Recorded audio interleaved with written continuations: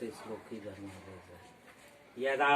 सृष्टं जगत्सर्वं तदा लोकपितामह चतुर्वेदसमायुक्तं शाश्वतं धर्ममादिशत् किं सत्कर्म किमध्यात्मं यदि विज्ञातुमर्हति सर्वशास्त्रेषु ग्रन्थेषु मानं परमं श्रुति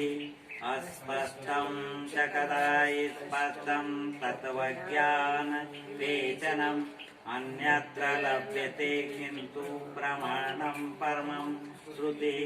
आर्षग्रन्थेषु सर्वेषु श्रुति मान्यमेव च सर्वथा सारमादध्यान निज अनहेतवे शुष्कवादरताः केचिन्नन्यदर्शितुला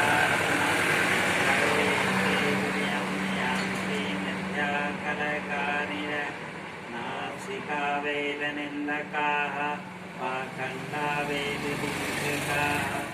एते सर्वे विनश्यन्ति मिथ्याचार प्रवर्तका यज्ञदानतपकर्म स्वाध्याय निरतो भवेत् एष एव हि श्रुतियुक्तः सत्यधर्मसनातनः सत्यधर्मसनातनः एष आदेशः एष उपदेशः एतदनुशासनम् सत्यं शरणं गच्छामि सत्यधर्मं शरणं गच्छामि सत्यधर्मसङ्घं शरणं गच्छामि सत्यं शरणं गच्छामि सत्यधर्मं शरणं गच्छामि सत्यधर्मसङ्घं शरणं गच्छामि सत्यं शरणं गच्छामि सत्यधर्मं शरणं गच्छामि